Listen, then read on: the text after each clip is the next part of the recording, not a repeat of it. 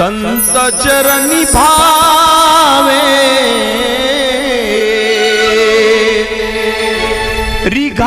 रिघावया ओ संत चरणी भावे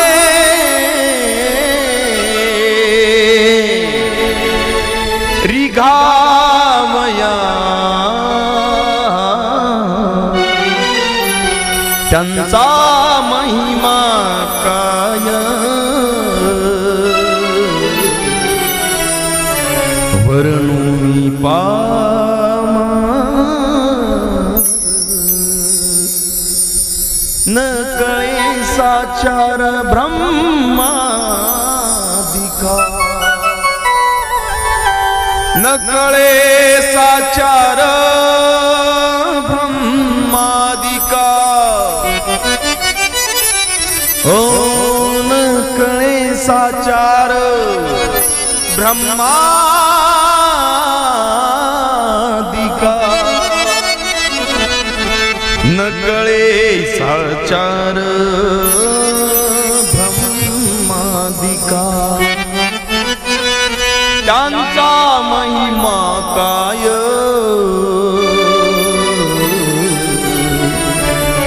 वानुनी पामर म्हणून तुका म्हणी जवळी न पाचारिता जावे आमंत्रण असल्याशिवाय कुठेही जाऊ नये बस आणि तेच नको होते ते घडलं दक्ष प्रजापतीने आमंत्रण दिलं नाही आणि सतीने सांगितलं सती म्हणत होती आमंत्रण नसू द्या हो महादेवाला म्हणत नसू द्या आमंत्रण माझ्या बापाच्या घरी यज्ञ आहे मला जाणार महादेवानं सांगितलं नको बाई जाऊ नको माझी विनंती आहे नको जाऊ बापाच्या घरी यज्ञ जरी असला तर बापानं तुला आमंत्रण दिलं नाही नको जाऊ जिस घर पर आदर मान नहीं उस घर पे जाना चाहिए जिस घर पर आदर मान नहीं उस घर पे जाना चाहिए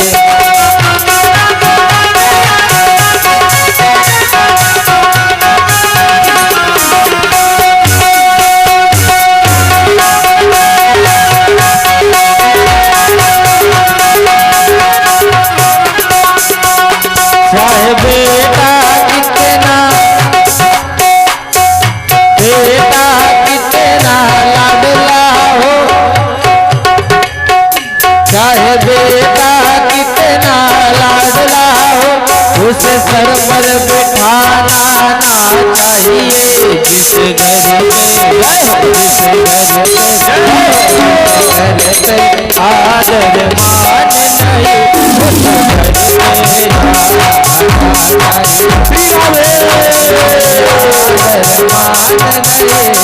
घर पे जाना चाहिए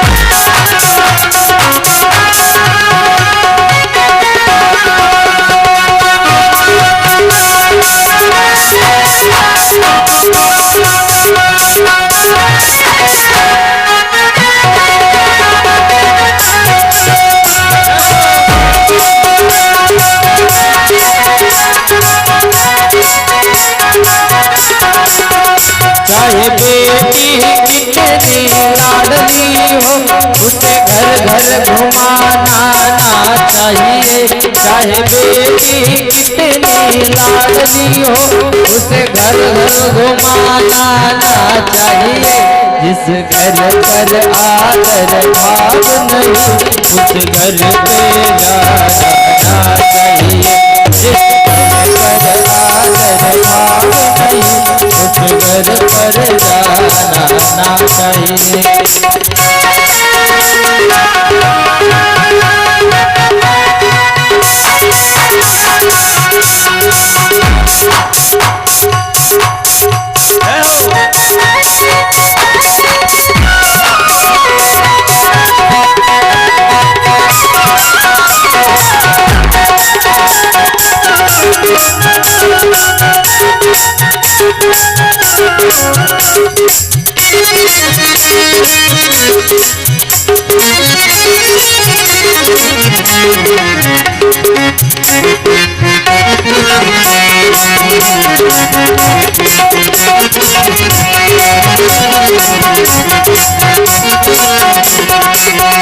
चाहे भाई कितना दुश्मन हो उसे भेद छुपाना ना चाहिए। चाहे बीवी कितनी सुंदर हो उसे राज बताना ना चाहिए। जिस घर पे आदर भाव नहीं उस घर पे आदर भाव नहीं उस घर पे जाना चाहिए। उस घर पे जाना चाहिए। उस घर पे जाना चाहिए। गोपाल कृष्ण भगवान की जय। कुठे जावं आणि कुठे जाऊ नये ऐकलं का? जिथं भाव नसेल त्या घरी अजिबात जायचं नाही. प्रेम नसेल तिथं अजिबात जायचं नाही. अजिबात जायचं नाही. अपमान होतो. बळजुबरीनं उठलं की कुणाच्याही सासवानी घरात घुसायचं नाही. लय नादा असते तो उठलं की दुसऱ्याच्या बाईच्या घरी जायचं कामच नाही. माहेरला बी जायचं असेल ऐका लक्षात घ्या. भावानी बापानी बोलवलं तरच जावं. उठलं आणि गेलं की अपमान झाल्याशिवाय राहत नाही. जायचं नाही. जेवढा दुरावा असेल तेवढं प्रेम वाटतं. म्हणून कुठे जावं आणि कुठे जाऊ नये. काय होतं गेल्याच्या नंतर त्याचा परिणाम. विक्षेप करू नका. पटकन करा तुमचं काम.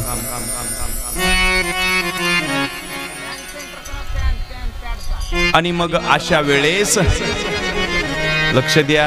इकडं तिकडं बघू नका. त्यांचं काम त्यांना करू द्या. आणि मग दक्ष प्रजापतीने सांगितलं. दक्ष प्रजापती मात्र जायत नाही. आमंत्रण द्यायचं नाही. पण पार्वती सतीने हट्ट धरला. कोणी आपल्या शंकरासमोर हट्ट धरला. पतीसमोर हट्ट धरला. महादेवासमोर हट्ट धरला. मला जायचं आहे. काय असतं? का हट्ट धरला? कारण सती ही दक्ष प्रजापतीची सर्वात आवडती मुलगी. सर्वात आवडती मुलगी. एवढं प्रेम होतं दक्ष प्रजापतीचं. एवढं प्रेम होतं. पण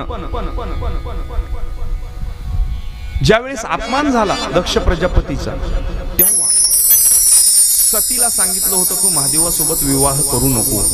पण सतीनं सांगितलं जमणार नाही. मला विवाह करायचा आहे. आणि बळजुबरीने सतीने विवाह केला.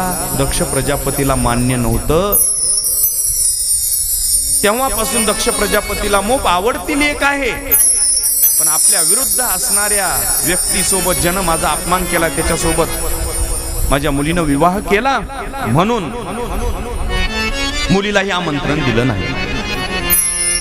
आणि घटना काय घडली लक्ष द्या. ऐका माझ्याकडे बरं. काय करावं बायांना. काय झालं? सतीने ठरवलं जायचंय मला. काही होईल तिकडं. सीता सीता सीता सीताराम कहिए. सीता सीता सीता सीताराम कहिए. सीता सीता सीता सीताराम कहिए.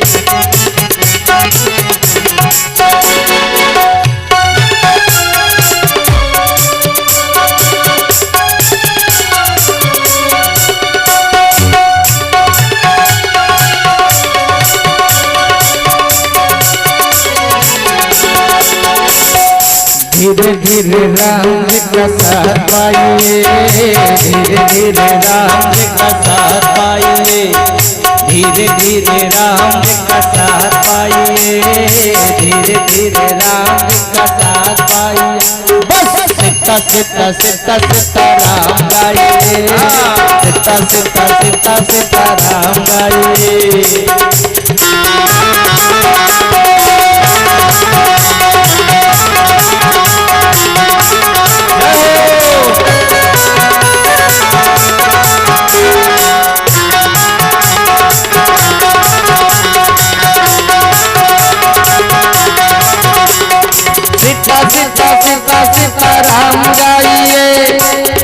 सीता सीता सीताराम गाइए सीता सीता सीता सीता राम चाहिए सीता सीता सीता सीता राम चाहिए धीरे धीरे धीरे धीरे धीरे धीरे राम जी का साथ पाइए सीता सीता सीता राम गाइए धीरे धीरे राम जी का साथ पाइए सीता सीता सीता सीता राम गाइए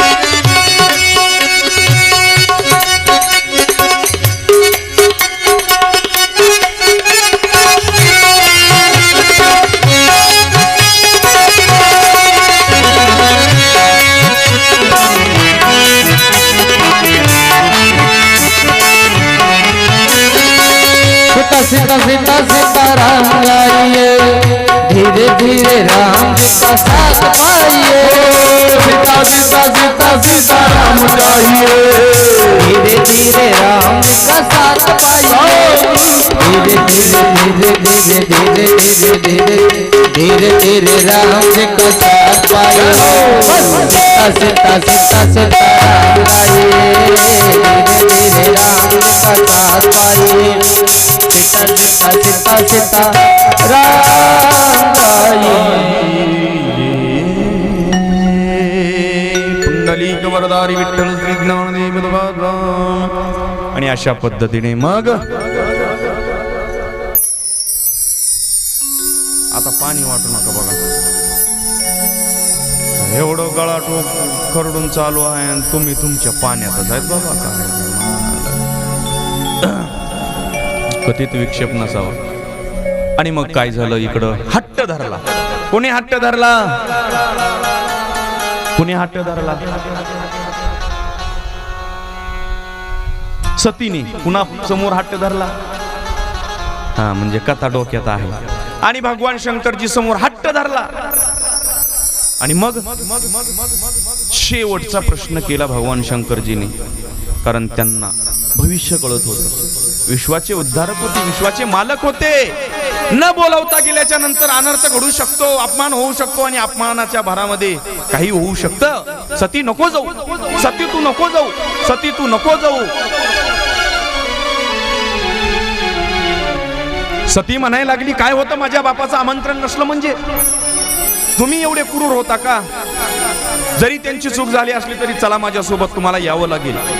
भोलेनाथ होते ते, ज्यांना भविष्य कळायचं, ज्यांना भूतकाळ कळायचा, ज्यांना वर्तमान कळत होता. महादेवाला माहित होतं हे जाणून बुजून दक्ष प्रजापतीने माझ्या विरोधात केलेला हा कटर कारस्थान आहे. आणि झालं. सती म्हटली काही असो मी जाणार, कारण लोक जाऊ लागली होती, पाहत होती माझ्या घराकडे, माझ्या पित्याच्या घराकडे यज्ञ चालू आहे, मला आमंत्रण नाही, मी जाणार. गेल्याच्या नंतर माझा सत्कार होईल, माझा आनंद होईल, माझ्या घरामध्ये मला सगळेजण मानतील. पण इकडं काय होणार आहे तिला माहित नव्हतं. सतीला बापाचं प्रेम असतं हो लेकीवर, आणि लेकीचंही सगळ्यात प्रेम आईवर न राहता बापावर प्रेम असतं. सगळ्यात जास्त प्रेम म्हणजे लेकीचं असतं. बघा तुम्ही, बाप कष्ट करून दिवसभर झटून झटून शेतात काम करून येतो, लोकांचं काम करून करून करून ज्यावेळेस बाप घरी येतो ना, त्यावेळी सगळ्यात अगोदर लेकच तांब्या घेऊन समोर जाते.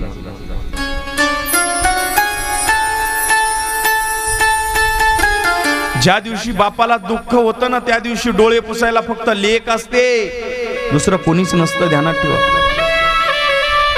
ज्याचा बाप गेलाय त्या लेकीला विचारा. हो, घरामध्ये पुन्हा विचारणारं दुसरं कोणी शिल्लक राहत नाही. बाप आहे तोपर्यंतच आपला आनंद आहे त्या घरामध्ये.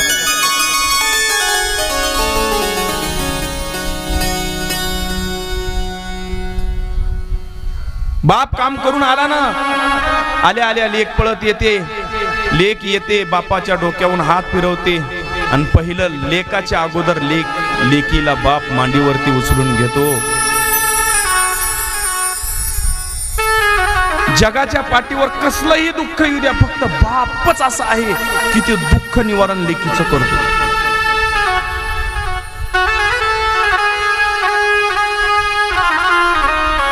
घरामध्ये अडचण असू द्या, घरामध्ये खायला प्यायला नसू द्या, लेकीनं फक्त बापाला जाताना म्हणून द्या, बाबा मला येताना संध्याकाळी हे घेऊन या बरं का. बाप तिकडं लोकांचं कर्ज काढील. कर्ज बाप काढतो, पण लेकीची इच्छा पूर्ण केल्याशिवाय राहत नाही, त्याला बाप म्हणतात. एखाद्या वेळेस तुम्हाला घरामध्ये माहेरला गेल्याच्या नंतर भावानं नाही विचारू द्या, भाऊजाईनं नाही विचारू द्या, बापाच्या घरात खाला प्याला काही नसू द्या, पण बापाच्या घरातल्या मडक्यातलं एक ग्लासभर पाणी बापानं हातानं दिलं ना, त्या लेकीला जो आनंद प्राप्त होतो तो कशातच आनंद नसतो.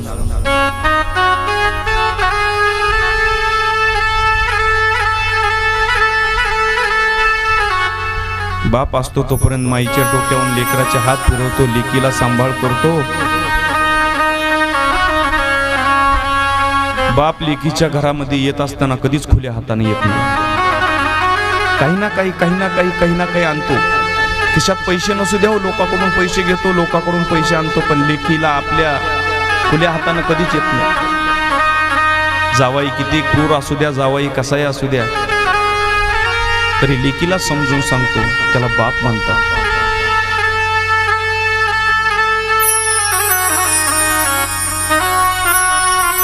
आणि तो बाप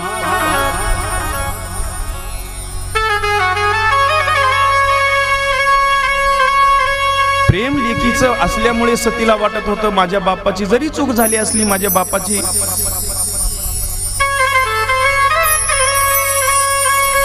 तरी मी नाही विसरणार. बाप आहे शेवटी, लहानपणापासून प्रेम केलेलं असतं बापानं,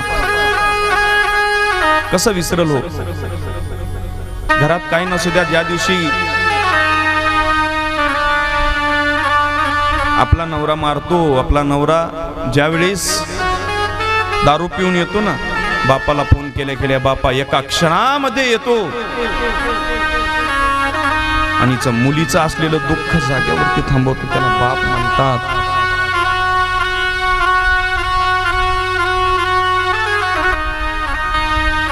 या जगामध्ये सगळ्या गोष्टी आपल्याला उपलब्ध होतील, बापाचं माईचं प्रेम मिळणार नाही बरं का. बाप गेला रे बाबा,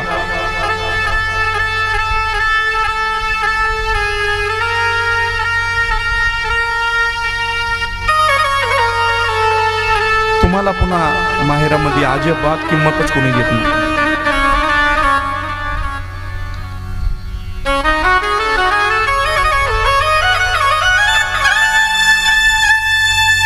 बाप कष्टाचा काबाडी,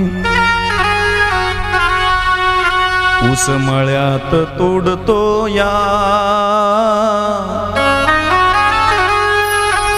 भाकर पोरांना ठेवून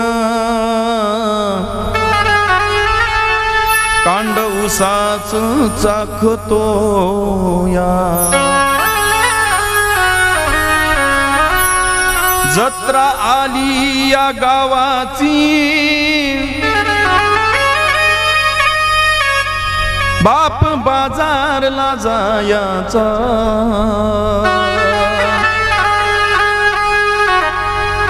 उधार पादार कपडे पोरांना घरी घेऊन आणायचा.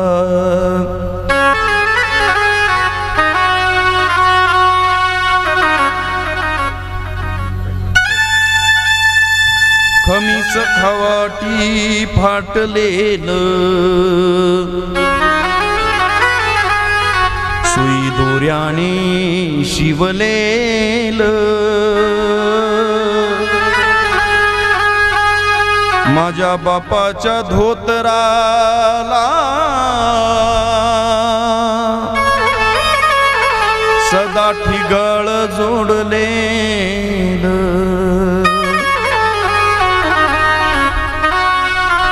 चूल पेटत नव्हती दिस दिवस घराला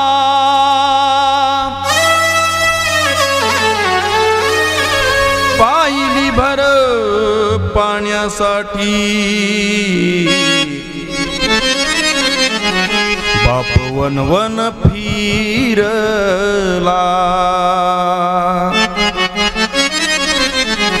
बाप कष्टाचा काबाडी उसमळ्यात तोडतो या भाकर पोराणा ठेवोनी कांड उसाच चाखतो या बाप कष्टाचा काबाडी. शेतात जर गेलं ना 2 भाकरी असत्याला आणि त्या दोन्ही भाकरी संपलेल्या असल्या ना लेकरांना भाकर देतो पण ऊसाचं कांड खाऊन रस चाकतो पण बाप हा लेकरांना भाकर म्हणत नाही. पहिलं त्यांचं पोट भरतो त्याला बाप म्हणतात. बापाच्या अंगावरती जर कपडा घालायला नसेल ठिगळं असते पण लेकीला आपल्या पहिलं साडी आणतो त्याला बाप म्हणतात. दिवाळीचा सण येऊ द्या, पंचमी येऊ द्या, पहिल्या सुरू सगळ्यात अगोदर बापाकडे काही नसू द्या. दिवाळीचा सण आला की पहिलं बाप म्हणतो माझ्या लेकीला आणायचंय मला.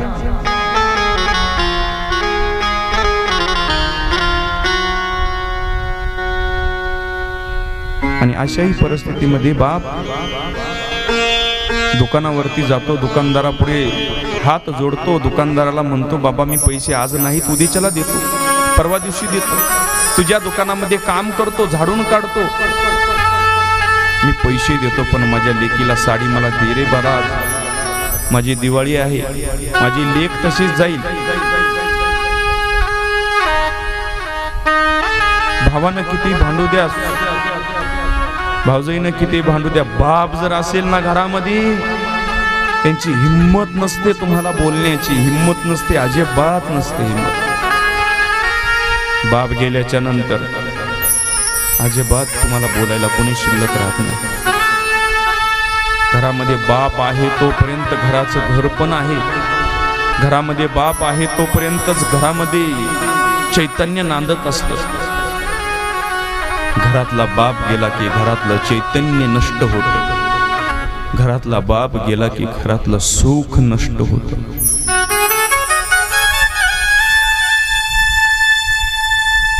माझी विनंती आहे, बाप आहे तोपर्यंत बापाचा सांभाळ करीत जा. दररोज सकाळी एकदा संध्याकाळी बापाला एकच फोन करीत जा आणि एकच म्हणत जा, दादा तुम्ही जेवलात का, बाबा तुम्ही भाकर खाल्ली का, तुम्हाला शुगरच्या गोळ्या आहेत बाबा, लक्ष दे जा, बाबा काम करून बेजार झालेले आहेत तुम्ही. शेवटी सून असते, बापाला फोन करून सांगत जा, बापाला म्हणत जा, दुसरं काहीच बापाला अपेक्षा नाही. तुम्ही बापाला नाही विचारलात तर बस तुम्हालाही तुमचं लेकरू विचारणार नाही, तुमचं भविष्य अंधारात गेल्याशिवाय राहणार नाही. सुनानं सासऱ्याची सेवा करावी, कारण एक दिवस तुम्हीच सासू होणार आहेत, एक दिवस तुम्हाचाच अधिकार आहे. आपल्या आईवडिलांचा सांभाळ लेकरांनी करावा, अवश्य करावा. म्हणून सतीला वाटत होतं माझा बाप आहे, शेवटी माझा बाप आहे, बाप आहे, बापा पुढं चूक होत असते. आणि सती निघाली.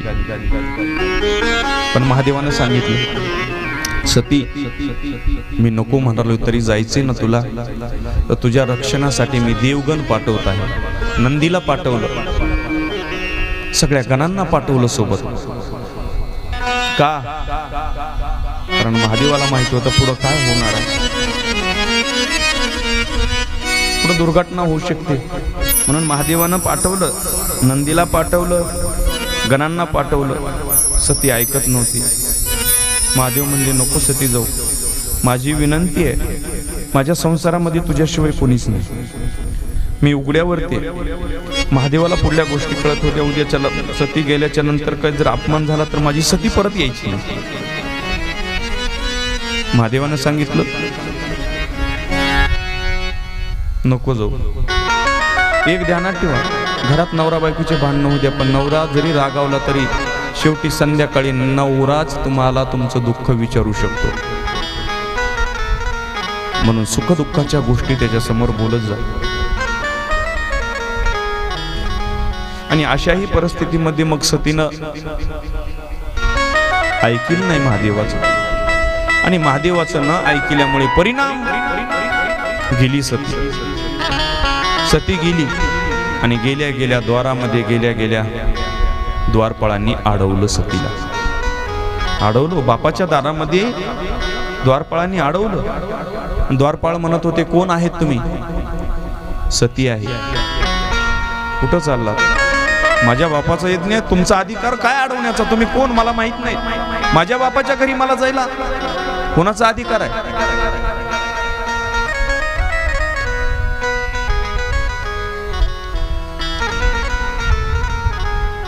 माझा बाप आहे शेवटी तो. कसा जरी असला तरी माझ्या बापाच्या घरी तुमचा अधिकार अडवण्याचा नाही.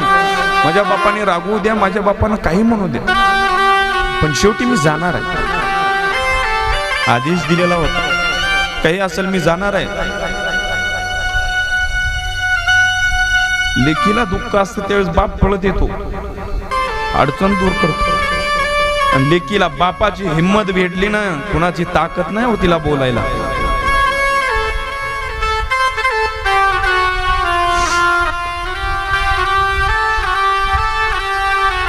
संध्याकाळी जर बाप झोपला ना तर पहिलं लेक पायी दाबायला जाते. माझा बाप कष्ट करून आलेला आहे.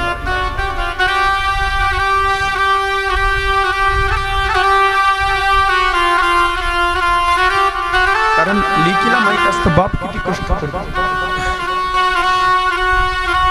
सहन झालं नाही.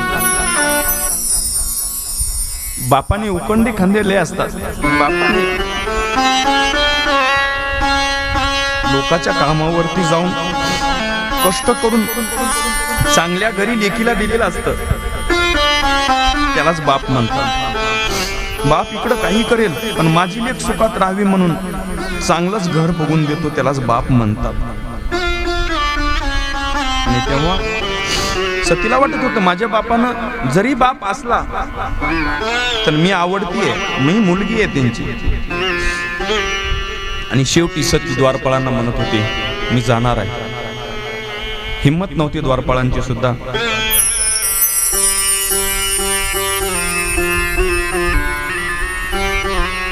आणि मग शेवटी सती द्वारपाळांना ढकलून मध्ये गेली. द्वारपाळांना ढकलून गेल्याच्या नंतर नंदीगण सोबत होते.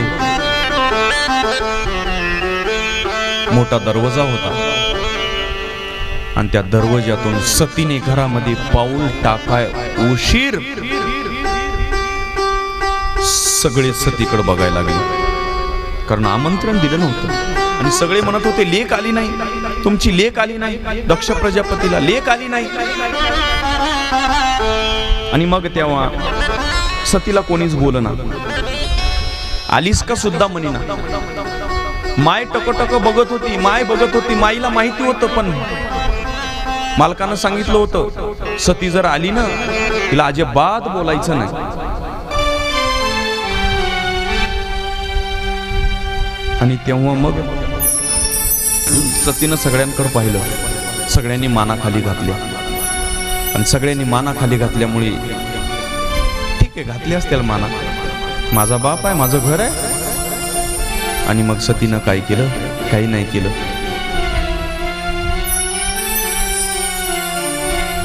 वडिलांना हाक मारली. वडिलांना हाक माराय उशीर दक्ष प्रजापतीने मान फिरवली, आपली मान बाजूला घेतली आणि दक्ष प्रजापती विचारायला लागली, म्हणायला लागली, कोण आहेस? तुझा काय अधिकार आहे इथं येण्याचा? हिला कुणा बोलवलं रे? मनातून म्हणत नव्हता बरं का, राग जावयाचा होता, पण नाविलाज होता. दक्ष प्रजापती म्हणायला लागला, बिना आमंत्रणाचं कसं काय आलीस तू? बापाच्या घरात जर असं जर बाप म्हणू लागला तर लेकीला किती राग येईल, किती राग येईल. तरी सती काहीच म्हटली नाही. सती गप्प बसली. माईच्या डोळ्यामध्ये अश्रू येऊ लागले. तिकडं माय म्हणत होती, माझ्या लेकीला असं का म्हणत आहे. आणि दक्ष प्रजापतीने एवढा अपमान केला सतीचा, तरी सती काहीच म्हटली नाही, अजिबात म्हटली नाही काहीच. बाप आहे शेवटी, बोलत असेल. पण ज्या वेळेस सतीला दक्ष प्रजापतीने महादेवाचा अपमान चालू केला, त्यावेळेस सतीला सहन झालं नाही, अजिबात सहन झालं नाही. दक्ष प्रजापती म्हणत होता, ज्याची हिम्मत नाही, ज्याला आमंत्रण नाही, त्यानं तुला पाठवलंय. शेवटी तू वैरागी आहे, उघड्या अंगाचा आहे, त्याला लाज वाटली नाही. मूर्ख माणूस आहे का तू? तुला पाठवून दिलं तिनं. आणि मग सतीला राग आला. सती म्हणायला लागली, माझ्या मालकाने मला जाऊ नका म्हटलं होतं, तरी पण मी त्यांचा आदेश मोडून मी इथं आले.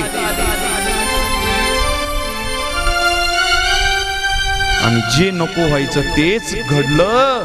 मालक म्हणत होते, आता मी मालकांना काय म्हणून तोंड दाखवू, काय म्हणून मी परत जाऊ कैलासामध्ये. त्यांनी नाव जाऊ नको म्हटलं होतं, पण मी ऐकलं नाही. माझा बाप आहे, मला सन्मान दे. सन्मान दिला नाही. सती सर्व देवतांकडे पाहू लागले. कोणच देव कोणताच बोलले नाहीत. विष्णू परमात्मा बोलले नाहीत, ब्रह्मदेव बोलले नाहीत, मान खाली घालून बसले. सरस्वती होती, कोणीच बोललं नाही. मात्र सहन झाला नाही अपमान. मला बोलू द्या म्हटली. माझ्या नवऱ्याला बोलत असताना सगळे तुम्ही शांत आहे, ध्यानात ठेवा म्हटली. कोणतीही पूजा करत असताना जर त्रिदेव नसतील तर पूजा पूर्ण होत नाही. यज्ञाची पूजा पूर्ण होत नाही. यज्ञाची पूजा करायची असेल तर 3 देवता पाहिजेत, ब्रह्म विष्णू महेश. आणि या सभेमध्ये फक्त तुम्ही दोघं आहेत आणि महादेव नाहीत, पूजा पूर्ण होत नाही, विघ्न होतंय. आणि तसंच घडलं. सतीने सगळ्यांना प्रार्थना केली, माझे भोलेनाथ नाहीत, माझे भगवान नाहीत, आणि तुम्ही गप्प बसलात. पण दक्ष प्रजापतीचं यांनी अन्न खाल्लं होतं म्हणून शांत बसले. त्यांच्या अधीन होती देवता. आणि पाहता पाहता पाहता सतीला राग अनावर झाला आणि सतीने ठरवलं, बस झाला, माझ्या मालकाचा अपमान झाला, माझ्या पतीचा अपमान झाला, आज जगाच्या समोर झाला. जग पाहत होतं. या जगातला एक माणूस शिल्लक नव्हता त्या सभेमध्ये, त्या यज्ञामध्ये. सगळेजण पाहत होते, पण माझ्या मालकाचा अपमान माझे वडील करत आहेत म्हणून शेवटी सतीला राग अनावर झाला आणि सतीने ठरवलं, बस माझा आता देह परत घेऊन जाण्यात अर्थ राहिला नाही. मी माझं आता जीवन संपल्याशिवाय राहणार नाही. कारण मी माझं तोंड घेऊन माझ्या मालकाकडे काय म्हणून जाऊ मी? माझ्या स्वामींनी सांगितलं होतं तरी मी ऐकलं नाही. तरी मी त्यांचा धिक्कार करून आले. आणि तुम्ही जर माझ्या मालकाचा अपमान करत असाल तर माझ्या जीवनाला अर्थ नाही, माझ्या जीवनाला अर्थ नाही. मी माझं शरीर संपवते म्हणून सतीनं काय केलं, आपलं शरीर यज्ञ कुंडामध्ये समाप्त करून देह यज्ञ कुंडामध्ये टाकला आणि सतीचं शरीर जळायला लागलं. आग लागली सतीच्या शरीराला. माय पळत होती, माय पाहत होती माझ्या डोळ्यासमोर माझी लेक जळत आहे. कोणी जवळ आलं नाही महाराज. आणि ज्या वेळेस नंदीला गणांना सगळ्या गोष्टी कळाल्या ना त्यावेळेस त्यांना सुद्धा रावलं नाही. आणि नंदी भगवान परमात्म्याकडे भगवंताकडे पळत गेले. कैलासामध्ये महादेवाला ही घटना घडली कळाली. आणि कैलासामध्ये महादेवाला घटना कळाल्याच्या नंतर महादेव क्रोधित झाले. आणि महादेवाच्या डोळ्यातून अश्रू वाहत होते. जे घडाय नाही पाहिजे होतं तेच घटना घडली. सतीला जाऊ नको म्हटलं होतं, सती गेली. आणि हा अपमान माझ्या सतीला सहन करावा लागला. सतीने आपलं शरीर समाप्त केलं.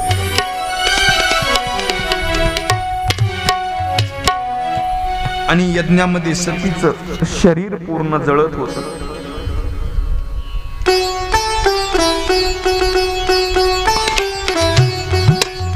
महादेवाच्या डोळ्यातून अश्रू वाहत होते. मी सांगितलं होतं जाऊ नको.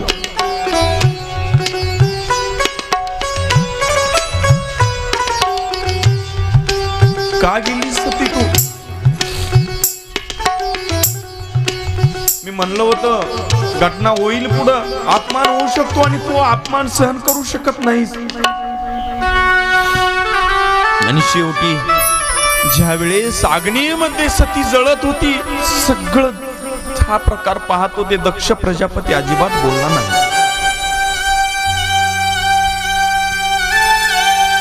महादेवांना राग आला. महादेव ताडकन उठले. महादेवाचा क्रोध अनावर झाला. आणि महादेवाने आपलं शरीर पूर्ण लाल केलं. आणि आपल्या शरीरातील केसाची एक जट उपटली आणि जमिनीवरती ताडकन फेकून दिली. आणि त्या जमिनीतून वीरभद्र प्रकट झाले. आणि वीरभद्राला आदेश दिला. महादेव क्रोधाच्या भरामध्ये नाचत होते.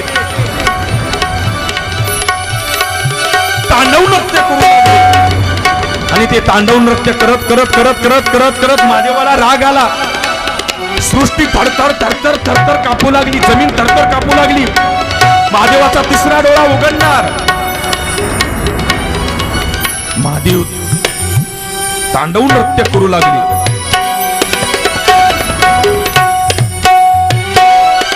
आणि तांडव नृत्य करत करत महादेव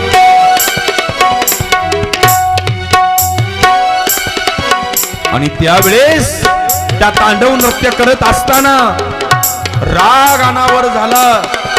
आणि आपली एक जट उपसली महादेवानी. आणि ती जट उपसून खाली भूमीवरती टाकली. भस्मावरती टाकल्या टाकल्या वीरभद्र आले. आणि वीरभद्राला आदेश दिला, ज्याने कोणी माझ्या सतीचा घात केला असेल ना त्याचा प्राण घेतल्याशिवाय तुम्ही परत यायचं नाही. आणि महादेवाचा अंश असलेला वीरभद्र प्रकट झाला. आणि वीरभद्राने दक्ष प्रजापतीच्या यज्ञाकडे निघाले, नगराकडे. महादेवाने सांगितलं, ज्याने कोणी माझ्या सतीचा अपमान केला असेल ना त्याचा प्राण घेतल्याशिवाय वापस यायचं नाही. वीरभद्र निघाले. इकडं कळालं सगळ्यांना, वीरभद्र येत आहेत, वीरभद्र येत आहेत. दक्ष प्रजापतीने विष्णू नारायणांना प्रार्थना केली. आणि विष्णूला सांगितलं, तुम्ही माझं रक्षण करावं लागेल. आणि पाहता पाहता महाराज विष्णूचे दूत पळाले. दक्ष प्रजापतीचे सर्वजण पळाले. सर्व सैन्य पळाली. आणि सैन्य पळता पळता वीरभद्र प्रगट रूपाने हातामध्ये दैत्य अस्त्र धारण करून येत होते. आणि अस्त्र धारण करून येत असताना वीरभद्राने आलेला जो समोर आहे त्याचा मुंडका उडवायचा. जो कोणी समोर येईल त्याचा मुंडका उडवायचा. असं पाहता पाहता लाखो सैनेचा पराभव करत करत वीरभद्र प्रकट झाले. आणि आता दक्ष प्रजापती पळत गेले. वीरभद्राच्या अंगावरती भरपूर अस्त्र टाकलं. नाविलाज झाला. आणि विष्णू परमात्म्याला प्रार्थना केली दक्ष प्रजापतीने, तुम्ही जाऊन त्याला मारा. तुम्ही जाऊन त्याचं रक्षण करा, त्याला थांबवा. आणि तेव्हा मग विष्णू परमात्मा समोर आले आणि तो वीरभद्र रागाच्या स्वरूपामध्ये दिसल्या नारायणाने सांगितलं, महादेवाचा आदेश होता, तुम्ही जर आतमध्ये आलात तर तुमचं माझं झाल्याशिवाय राहणार नाही. आणि तेव्हा वीरभद्राचा आणि विष्णू परमात्म्याचं युद्ध लागलं. आणि मग त्या युद्धामध्ये विष्णू परमात्म्याने वीरभद्राला माये जाळामध्ये अडकवलं. पुन्हा महादेवाला कळालं, महादेवाने सांगितलं, तुम्ही याच्यामध्ये हस्तक्षेप करू नका. नारायण माझी विनंती आहे. आणि शेवटी मग मानलं नाही. पुन्हा दुसरी जट काढली आणि दुसरी जट काढून त्यावेळेस भगवान शंकराने देवीची उपासना करून काळभैरवीची प्रार्थना केली. आणि काळभैरवी प्रकट झाल्या. काळभैरवीने सांगितलं, जा तू आणि वीरभद्र एकत्र व्हा आणि विष्णू नारायणाचं अस्त्र जे आहे त्याचा परास्त करा. आदिशक्ती प्रकट झाली, काळभैरवी आली आणि आल्याच्या नंतर वीरभद्र आणि दोघांचं मिलन झालं आणि ती शक्ती समाप्त केली. आणि विष्णू परमात्म्याने सांगितलं, आता मी काही करू शकत नाही. आणि दोघांचं रूप धारण करून वीरभद्र प्रकट झाले. आतमध्ये येत होते. दक्ष प्रजापतीचं काही चालत नव्हतं. दक्ष प्रजापती पळत होता, वीरभद्र पाठीमागे पडत होता. मला वाचवा, मला वाचवा, मला वाचवा, वीरभद्र येत आहे आणि माझा नाश करतो. आणि असं म्हटल्याच्या नंतर पाहता पाहता पाहता लाल क्रोधित डोळे वीरभद्राचे, रागीट चेहरा, हातामध्ये अस्त्र धारण केलेलं सभेमध्ये आला. आणि सभेमध्ये आल्याच्या नंतर वीरभद्राकडे पहिल्या सगळे माघारी झाले. आणि त्यावेळेस वीरभद्राचे लाल डोळे. आणि अशाही परिस्थितीमध्ये वीरभद्राने दक्ष प्रजापतीला लाथ मारली आणि यज्ञाच्या बाजूला पाडलो. आणि यज्ञाच्या बाजूला पाडून छातीवरती पाय दिला. त्यावेळेस दक्ष प्रजापती ओम नमः शिवाय, ओम नमः शिवाय, हे महादेवा तुम्हाला मी स्वर्ग देतो, मला वाचवा. हे महादेवा पाताळ लोक देतो, मला वाचवा.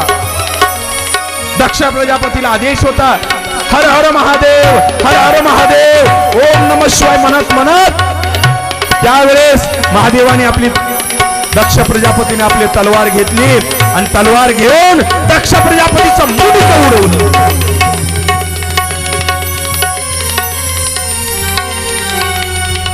आणि तेव्हा मग ओम नमः शिवाय, ओम नमः शिवाय, ओम नमः शिवाय, ओम नमः शिवाय, ओम नमः शिवाय, ओम नमः शिवाय, ओम नमः शिवाय, ओम नमः शिवाय, ओम नमः शिवाय, ओम नमः शिवाय, ओम नमः शिवाय, ओम नमः शिवाय. आणि अशा पद्धतीने त्यावेळी सर्वजण भगवान शंकरजीची उपासना करू लागले. आणि उपासना करता करता त्यावेळेस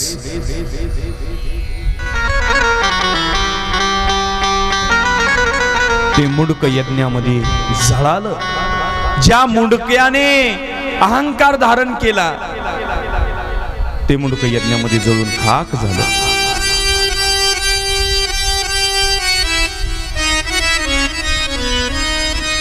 सर्व यज्ञामध्ये सर्व शांत.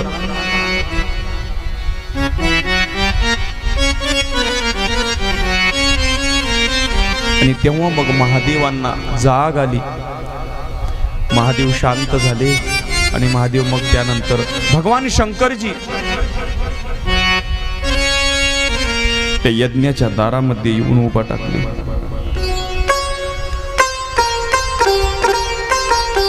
आणि त्या यज्ञाच्या द्वारामध्ये येत असताना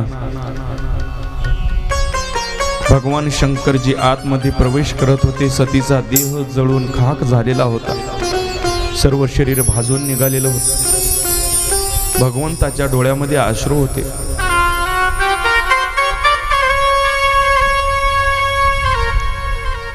माझी सती जळालेली आहे. त्या यज्ञामध्ये भगवंत आले. त्या यज्ञात येऊन म्हणत होते, सती मी तुला म्हटलो होतो जाऊ नको सती, तू माझं ऐकेल नाही सती. आता माझ्या जीवनाला अर्थ काय आहे सती? माझं जीवन मी आता कोणावरती समर्पित करू?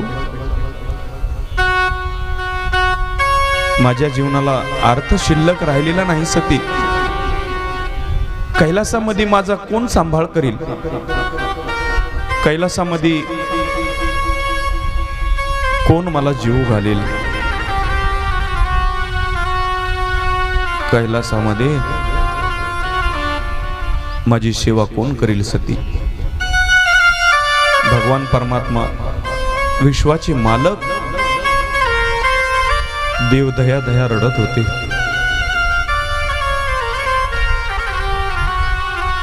देवाने सतीला आपल्या हातावरती घेतलं. दोन्ही हातावरती घेऊन सतीला न्याहाळू लागले. सती मी तुला म्हटलो होतो जाऊ नको म्हटलो होतो तुला, का गेलीस तू? काय राहिलं आता? आणि अशा परिस्थितीमध्ये मग सतीला घेतलं आणि आपला सतीचा देह घेऊन विश्वाचे मालक भोलेनाथ भगवान दोन्ही हातावरती सतीला घेतलं. महाराज देह जळालेला, आणि तो देह जळालेला असलेला सतीकडे पाहत पाहत पाहत भगवान परमात्मा पायी निघाले. हो भोलेनाथ माझे पायी निघाले. भोलेनाथ असा आहे महाराज, इतका तुम्ही जर त्याच्या सेवा केली ना तर तो एवढा लवकर तुमच्यावरती प्रसन्न होतो, तुमची इच्छा पूर्ण करतो. सतीला म्हणत होती, सती तुला नको म्हटलं होतं ग जाऊ नको, ऐकल नाहीस? तुझ्याशिवाय माझ्या जीवनात कोण आहे सती? जीव आणि शिव, शक्ती आणि भक्ती. शक्ती आणि शिवाचं आज अस्तित्व संपलेलं आहे. शक्तीशिवाय या शिवाला काय किंमत आहे? आदिशक्ती तू आहेस. आदिशक्ती असेल तरच या शिवाला किंमत आहे. तुझ्याशिवाय कोण आहे मला? असं म्हणत म्हणत देह घेऊन भ्रमण करू लागले. देवाला काहीच कळेना, महादेवाला काहीच लक्षात येईना. आणि मग सर्व सृष्टीमध्ये सतीला घेऊन फिरू लागले. आता या विश्वाचं कसं? या विश्वाचं काय करायचं? या विश्वाचा सांभाळ कोण करील? महादेव निघून चाललेत. कारण महादेवच एक असे आहेत सर्वांचा सांभाळ करतात. कुणाच्या जीवनात दुःख असेल तर महादेवच निवृत्त करतात. मग विष्णू परमात्म्याने सांगितलं आता करायचं काय, करायचं काय, करायचं काय? सतीला घेऊन कित्येक युगानुयुग फिरू लागले. सृष्टी कशी चालेल महादेवाशिवाय काय? आणि मग अशा परिस्थितीमध्ये आता करायचं काय? तर आता सतीचा शरीर जो आहे ना ते शरीर नष्ट करावं लागेल. आणि मग काय केलं? विष्णू भगवंतानी सती महादेवापासून अलग व्हावी आणि भगवान परमात्मा हे आपल्या कार्यात विलीन व्हावे म्हणून एक अस्त्र सोडलं आणि सतीला महादेवाच्या हातातून नष्ट केलं. आणि सतीला महादेवाच्या हातातून नष्ट करता क्षणी सतीचे 3 भाग झाले.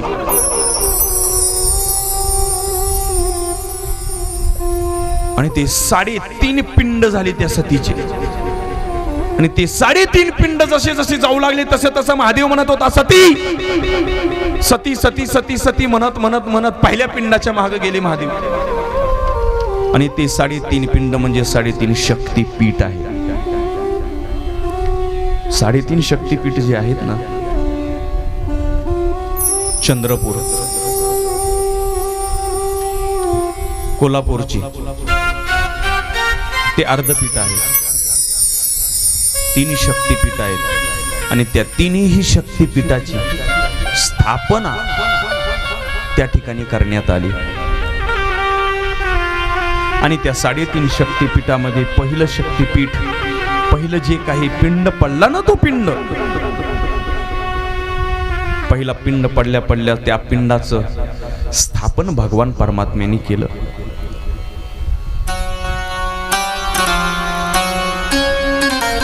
आणि मग अशा पद्धतीने वेळ आपला संपत आलेला आहे, विवाह करायचा आहे. 3.5 शक्तिपीठाचं भगवान परमात्म्याने स्थापन केलं. आणि ते 3.5 शक्तिपीठ उद्याच्याला सांगेन मी, आज वेळ कमी आपल्याकडे. 3.5 शक्तिपीठ स्थापन झाल्याच्या नंतर महादेव भटकत राहिले, वनावनात जात राहते. महादेवांनी सर्व सोडून दिलं, आपलं महादेव पण सोडून दिलं आणि साधं शरीर धारण केलं आणि महादेव फिरू लागले, वनावनात जाऊ लागले. माझी सती, माझी सती, माझी सती, माझी सती म्हणत म्हणत महादेवांनी देवपणाचा त्याग सोडून दिला. कोण आहे आता कैलासाचा सांभाळ करणारा? कोण आहे? नंदिनी प्रार्थना करायची, प्रार्थना करून सुद्धा काही उपयोग झाला नाही, पर्याय नाही.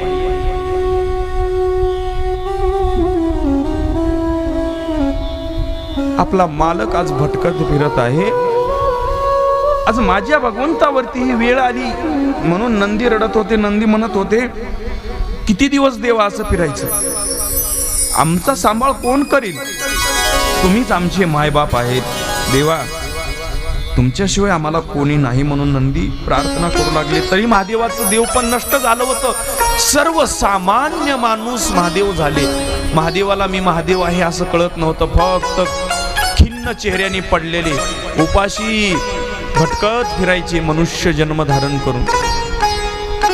माझी सती म्हणायचे, माझी सती म्हणायचे, माझी सती म्हणत म्हणत म्हणत म्हणत म्हणत मग एकदा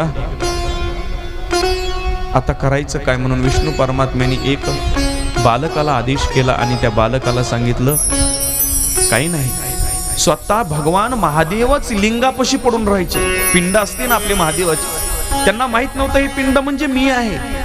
डोकं टेकवायचं, माझी सती, माझी सती, माझी सती, माझी सती, माझी सती म्हणून महादेव रडत बसले. आणि त्यावेळेस एक बालक आला आणि बालक येऊन त्या महादेवाची पूजा करत होते. आणि महादेवाची पूजा करत असताना महादेवाचं लक्ष गेलं. मनुष्य अवतार होता. आणि ते बालक म्हणायला लागला, अहो स्वामी, आपण कोण आहात? असं पिंडीवरती बसून का पडलेले आहात तुम्ही? काय कारण आहे? पिंडीवरती तुम्ही तुमचं शरीर टाकून का दिलेलं आहे? अशा परिस्थितीमध्ये मग महादेवाला थोडं थोडं आठवायला लागलं. अरे बाळा, कोणाची पूजा करत आहेस?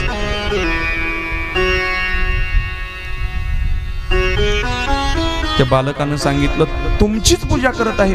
माझी? मी कोण आहे? तुम्ही विश्वाचे मालक आहेत, भगवान शंकर. नाही नाही, मी नाही. माझं अस्तित्व काय? नाही, मी कोणीच नाही. आणि मग त्या बाळाने हळूहळू हळू बालत्व प्रगट करायला सुरुवात केल्याच्या नंतर मग हळूहळू हळूहळू महादेवाच्या लक्षात यायला लागलं. आणि मग महादेव मनुष्य रूपामध्ये त्यांच्या लक्षात यायला झालं.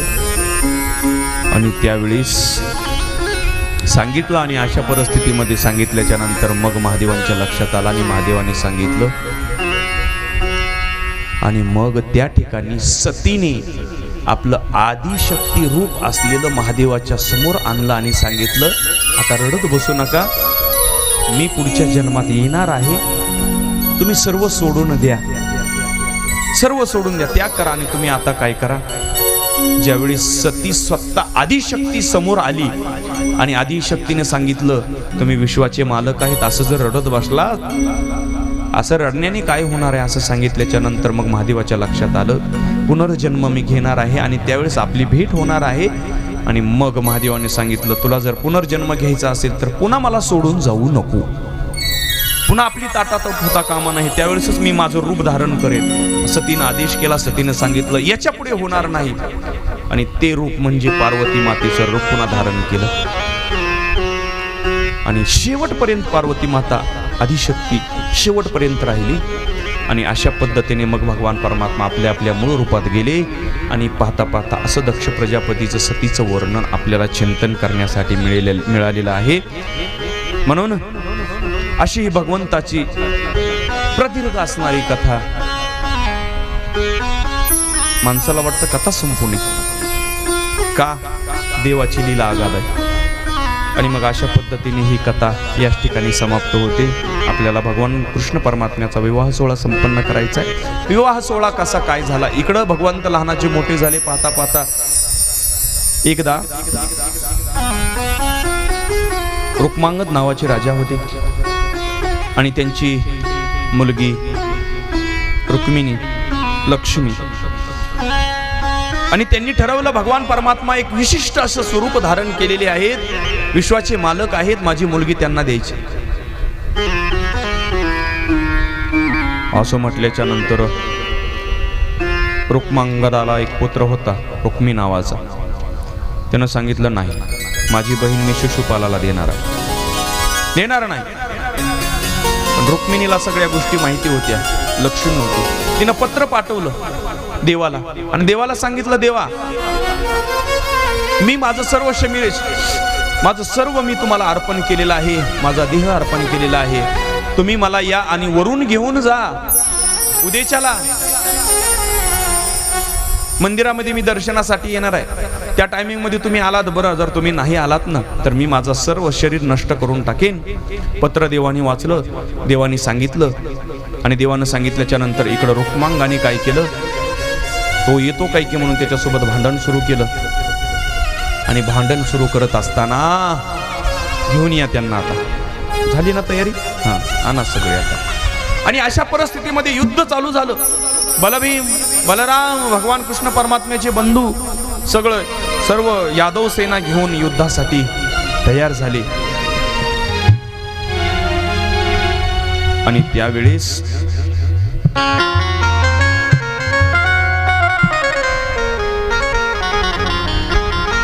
त्या रुक्मिणींनी विश्वपात्र नावाच्या सुदैव ब्राह्मणाकडे पत्र पाठवून भगवान परमात्म्याला सांगितलं होतं, तुम्ही आल्याशिवाय माझं जीवन पूर्ण होणार नाही. भगवान कृष्ण परमात्मा विदर्भ देशाचा राजा होता तो रुक्मांग नावाचा.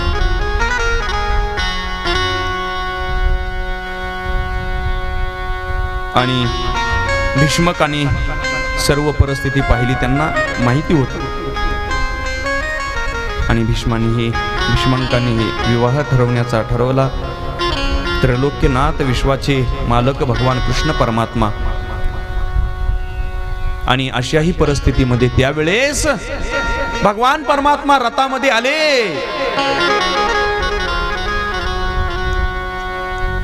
आणि रथामध्ये घेऊन आल्याच्या नंतर सर्वांचा नाश केला. आणि नाश करून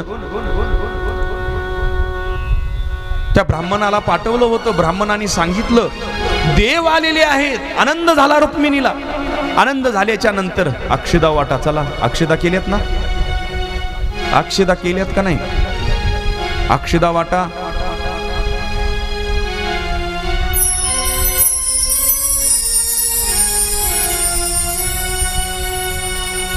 आणि अशा परिस्थितीमध्ये त्यावेळेस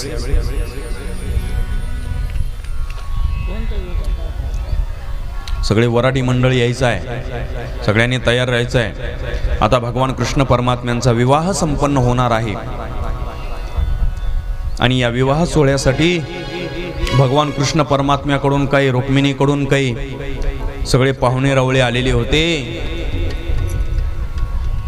आणि तो विवाह सोहळा भव्य थाटामाटामध्ये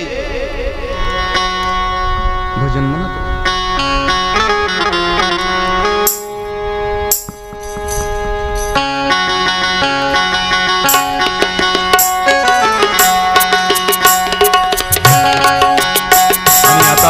परमात्म्याचं आणि रुक्मिणीचं स्वागत होत आहे. स्वागतम कृष्णा, स्वागतम कृष्णा, स्वागतम कृष्णा, स्वागतम कृष्णा, स्वागतम कृष्णा,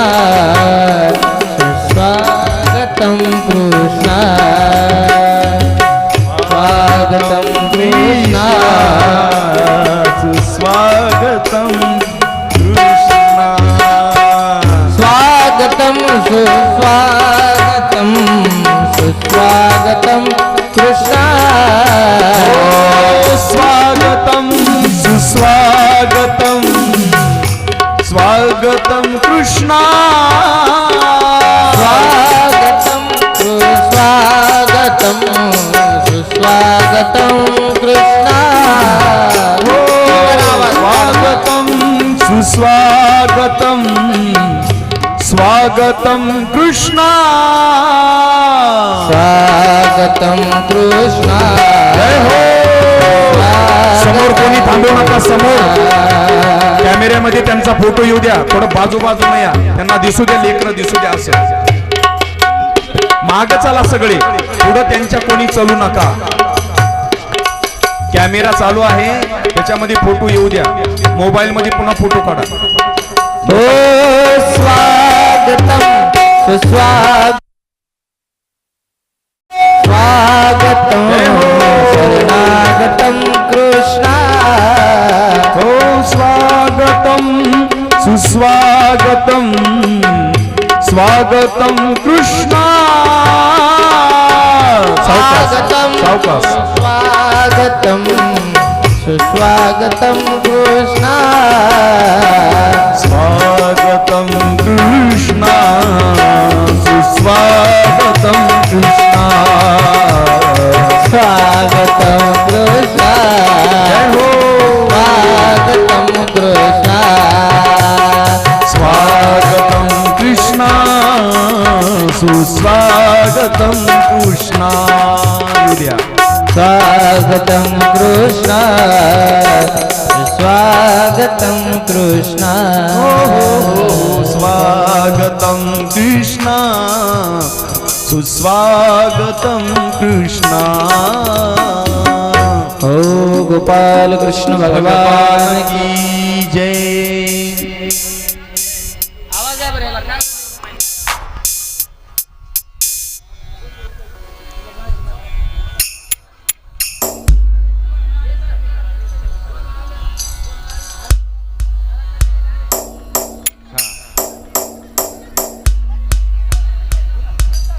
चला आत्तेबाई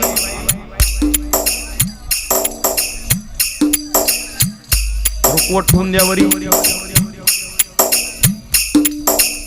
जय हो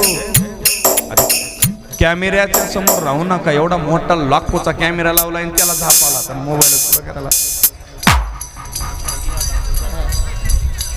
हा खुर्च्या वरती दोघांना उभा करा टोपी घालून एक आमचे देव बाप्पा आहेत महाराज त्यांना साथ करण्यासाठी एक टोपीवाले कोणीतरी या पुढं आणि कॅमेऱ्याच्या समोर कोणी उभा टाकू नका बाजूला सगळे चला मामा कंपनी हे बारके वराडे वराडेचं का मर बाजूला वारी बाबा सरका असे ते समोर इकडे या पाठीमागे तुम्हीच कॅमेऱ्यात दिसणार आहेत असे तिकडे थांबूच नका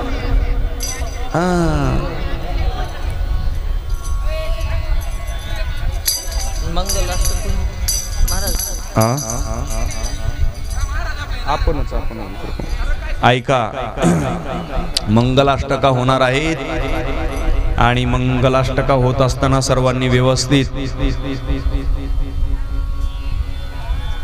वा काय कृष्ण परमात्मा देखण आणलाय वा धन्यवाद काय पात्र भारी केले हो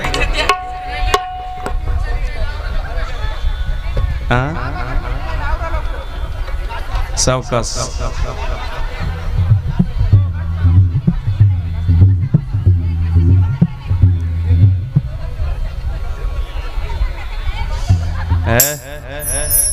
करवला दिसाला इकडे करवला बार का तू बी बरं ठीक इकडे या ते सगळे ते करवली मंडळी इकडे या चला अलीकडे तुमच्या रुक्मिणीला काहीच होत नाही तुम्ही मागासारखा ते महत्वाचं आहे आपल्यासाठी ते कॅमेऱ्यात देवबाप्पा थोडं असं व्हा थोडं कॅमेऱ्यात तुमचा चेहरा हा असं व्हा तिरपं जरा हा तिकडं समोर बघायचं यांना टोपी द्या भाऊला टोपी द्या इथं टोपी द्या टोपी द्या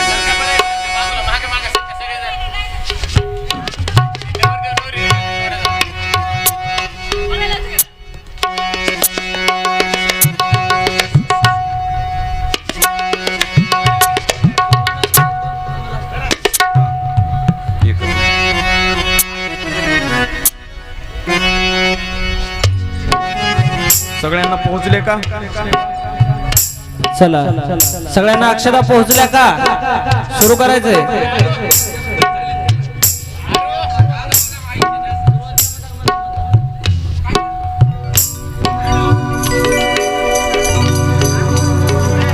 वक्रतुंडा गरुडा ध्वजा मोरेश्वर सावधान कमलापते यदुपते श्रीनारायण सावधान वधूवर येती करा जोडोनी प्रथम करी तुझ प्रणाम इष्ट देवता ग्राम देवता गाती मंगल गान शुभ मंगल सावधान शुभ मंगल सावधान शुभ मंगल सावधान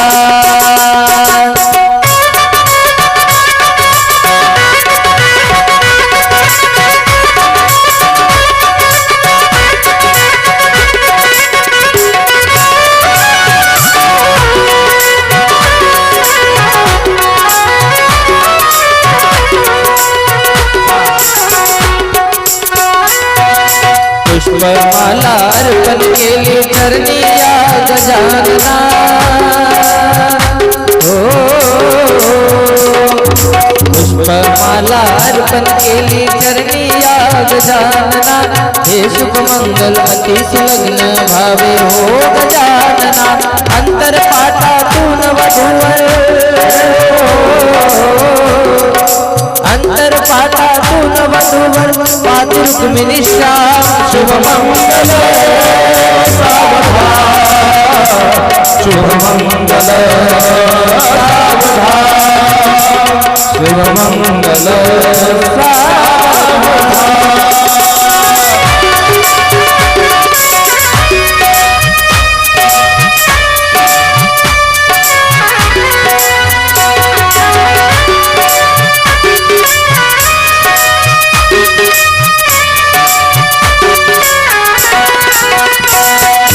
वधूवर आज सगुनी आले शुभया ओठ्यावरी कृष्णा रुक्मिणी सगुनी आले शुभया ओठ्यावरी सुख शांतीचे ज्ञान गुणांचे वचने घेई हातावरी सुख शांतीचे ज्ञान गुणांचे वचने घेई हातावरी अंतर पाठातून वधूवर सर्व पाहुणे आशीष द्या मिळो तुम्हा सन्मान शुभ मंगल सावधान शुभ मंगल सावधान शुभ मंगल सावधान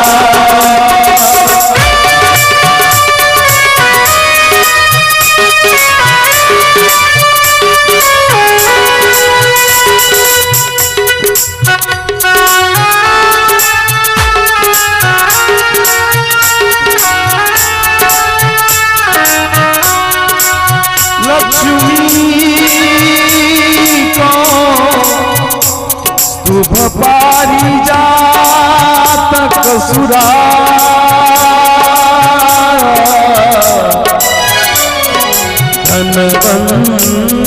धन्वंतरी चंद्रमा गाओ का मधुगा सुरेश्वर गजो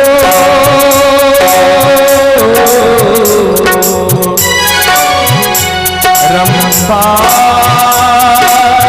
दे वांगना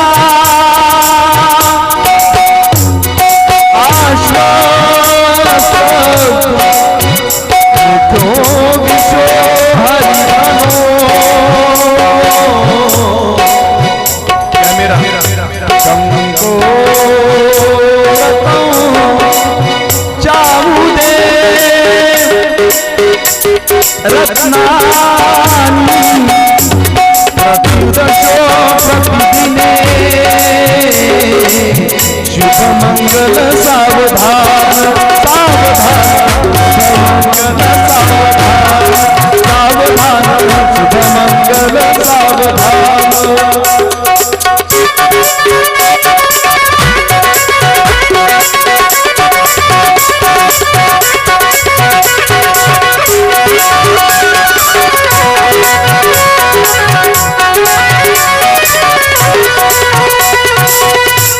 आता सावध सावधान समयो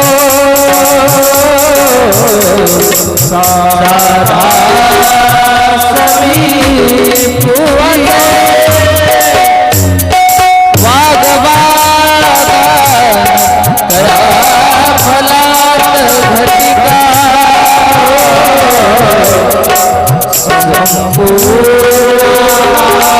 संपूर्णीयते गुरुचे पदामुद्रा चित्ती स्मरा साधरे कुलदैवता पुर्या शुभा सावधान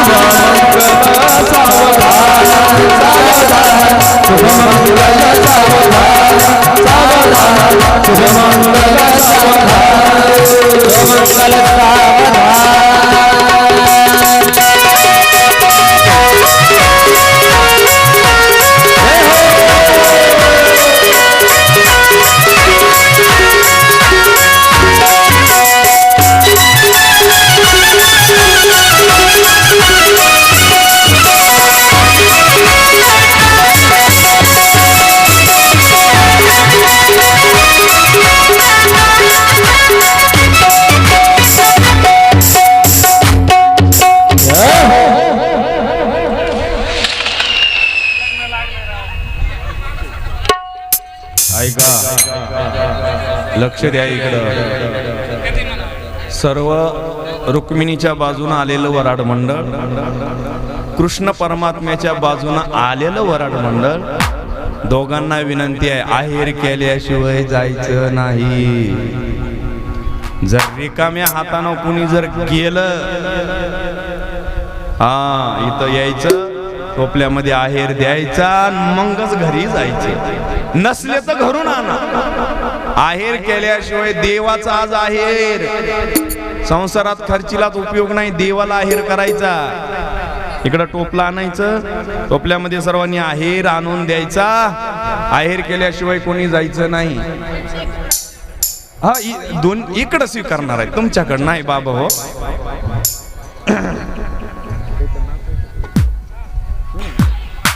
चला भगवान, चला नवरदेवासोबत नवरी सोबत आलेले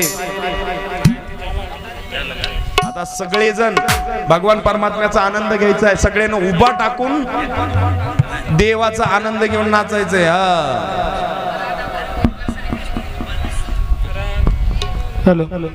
नाव सांगत चला. ज्यांनी ज्यांनी आहेर दिलाय त्यांनी एक माईक घ्या. भाऊ माईक घ्या. त्या टोपल्यामध्ये ज्यांनी दिले त्याचं नाव तुम्ही एक माईक द्या. हॅलो काही तर द्या. हॅलो हॅलो हॅलो हॅलो टोपलं आहेर इथं स्वीकारला जात आहे. दीपक नागरगोजे 51 रुपये. वर या तुम्ही वर या भैया. नाथराव बंदाज गीते यांच्याकडून हॅलो कुंडलिक फड यांच्याकडून 101 101 दोन्ही बी आहेर स्वीकारण्यात येते. धन्यवाद. इथं टोपलं द्या. त्या ते नाव द्या. टोपलं घ्या भाऊ. इथं एक जण उभा टाका. हा इथं टोपलं कॅमेरामन पॉज कर थांबव. बोलत असता त्यांना इथं दोघांना आणा. इथं वरी आणा. चला एक गीत होणार आहे. सगळ्यांनी हात वर करा. पुरुष मंडळ सगळ्यांनी हात वर करा. पंढरपुरात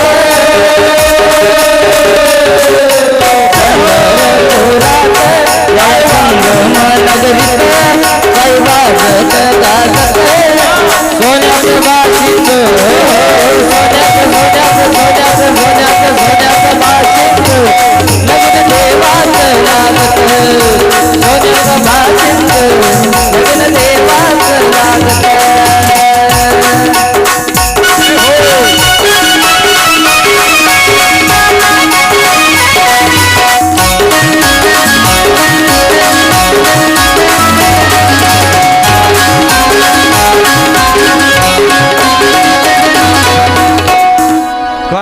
निघाले ते तुमचा आनंद घ्या की इकडे बघ आपण नाचायचं असतंय कशाला तुम्हाला उभा केले तुमचा आनंद तुम्ही घ्या ना हा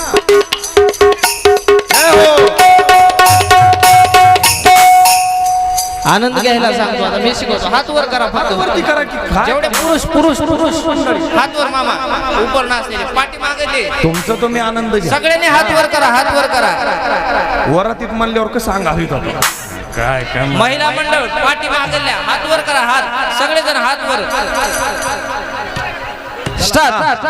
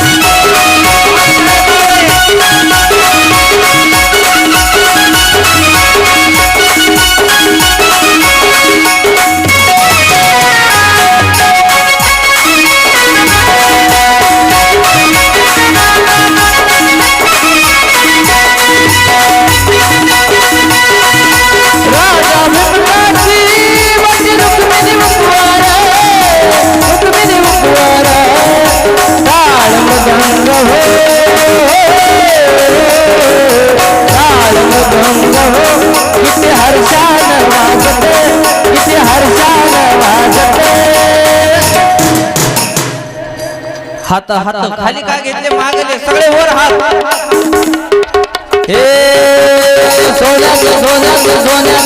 सोन्याचं बाशिंग कठीण देवाचं लागते सोन्याचं बाशिंग कठीण देवाचं लागते या संगमा नगरीत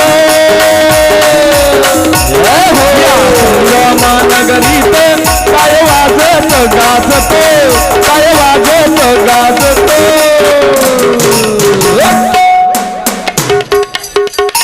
हे सोन्याचं भाशिंग नवीन देवाचं लागते सोन्याचं भाशिंग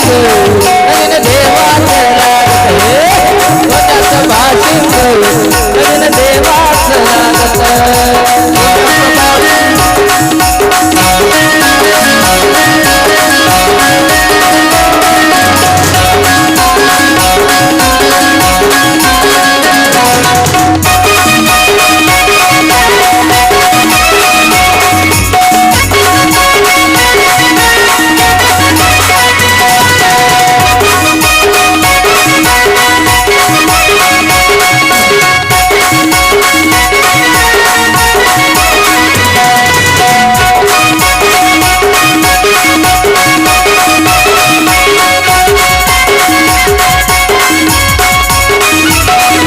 राधे राधे राधे राधे राधे राधे राधे राधे राधे राधे राधे